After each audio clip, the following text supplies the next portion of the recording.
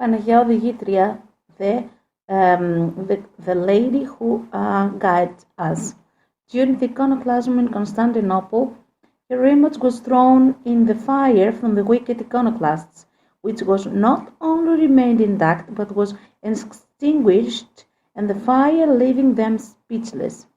Unable to destroy, tried to hit her with a knife, but then pure blood flowed from the image. They left frustrated. A pious Christian received it, and having prayed, threw overboard, imploring the saint to lead it in the safe place. And what safer place than the garden of the Virgin Mary? There it was received by the monks, who were all at the small monastery of St. Demetrius, and initially moved there. Since then, the monastery was dedicated to St. George, since, according to tradition, they presented a vision of the two martyrs, military saints, with St. Demetrius to deliver the keys of the monastery to St. George, telling him that he will now devote himself to the protection of Thessaloniki, and Agios Georgios accept happily this concession, the protection of the monastery. Today, the sacred icon is located in the majestic New Catholic, and together with the venerable icon of Our Lady Odigitria, the one who guides us, and the sanctuary devoted to the monastery.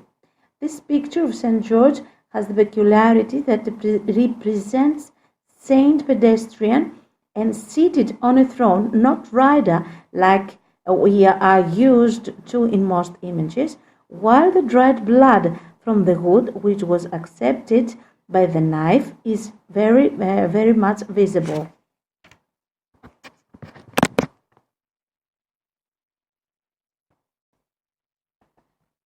Another miracle of Panagia Odigitria, the one who leads us, which is according to a story from the two monasteries of the Xenofontos and Vatopediou.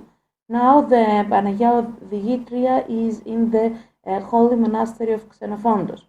They said that now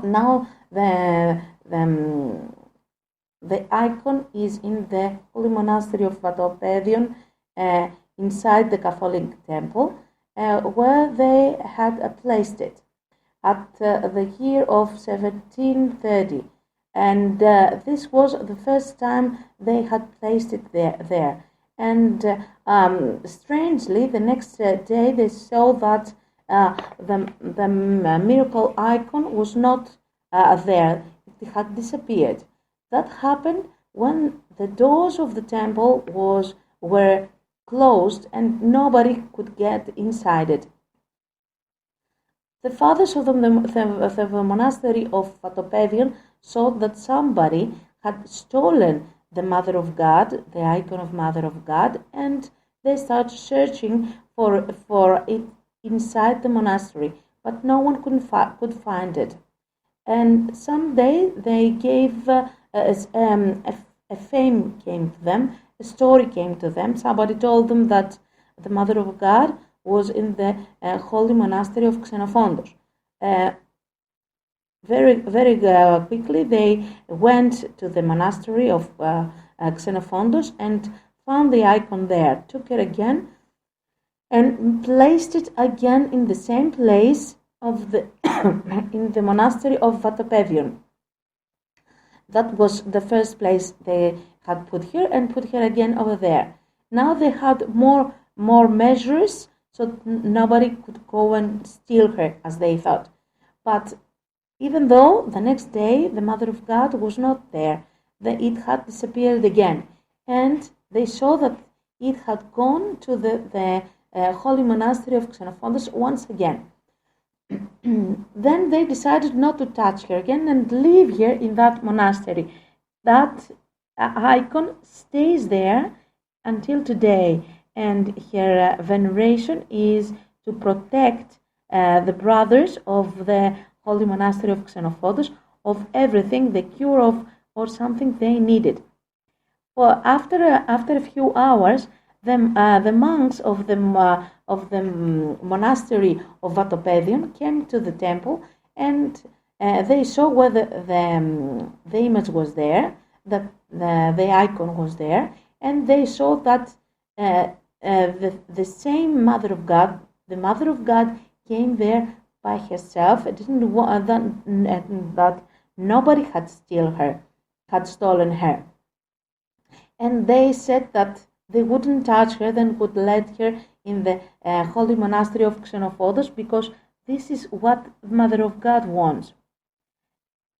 And the icon stays there till now. Then the brothers of the monastery of Xenofontos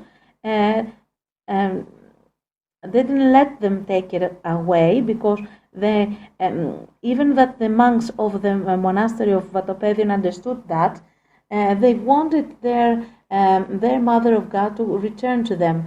But the monastery of Xenofontos said that if Mother of God comes and goes as she pleases and stays at the monastery of Xenofontos, it means that the Mother of God wants to stay there.